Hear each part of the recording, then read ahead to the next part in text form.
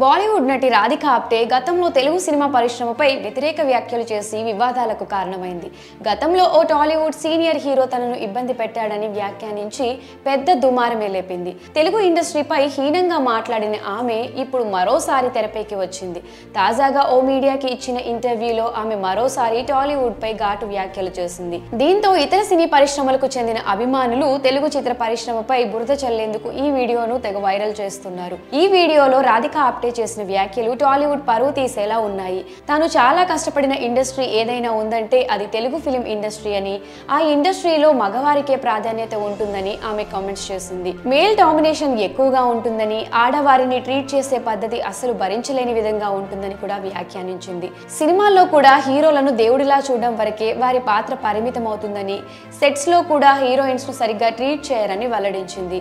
హీరోలను మాత్రం ఎవరు ఏమీ అడగరని, పైగా హీరోల మూడ్ను బట్టే అందరూ ప్రవర్తిస్తారని తెలిపింది. అక్కడ తాను చాలా కష్టపడ్డానని, అందుకే అక్కడ పని చేయడం ఆపేశాను అంటూ కామెంట్స్ చేసింది. దీంతో రాధిక చేసిన వ్యాఖ్యలు వైరల్ అవుతున్నాయి. దీనిపై తెలుగు సినీ అభిమానులు ఆమెపై మండిపడుతున్నారు. టాలీవుడ్లో చాలా మంది నటీమణులు ఉన్నారని, వారు పరిశ్రమలో హాయిగా ఉంటూ సంతోషంగా సినిమాలు చేస్తున్నారని కామెంట్స్ చేస్తున్నారు. రాధిక ఆప్టే కేవలం పబ్లిసిటీ కోసం చేస్తుందని కూడా కొంతమంది భావిస్తున్నారు. అయితే ఆమె కేవలం తనకు ఎదురైన అనుభవం గురించి మాట్లాడిందని, అందులో తప్పేమీ లేదని కొందరు రాధిక ఆప్టేకు మద్దతు పలుకుతున్నారు. రాధిక ఆప్టే తెలుగులో రక్త చరిత్ర, ధోని లెజెండ్, లయన్ వంటి చిత్రాల్లో నటించింది. మరి రాధిక ఆప్టే వ్యాఖ్యలపై మీ అభిప్రాయాన్ని కామెంట్ సెక్షన్లో కామెంట్ చేయండి.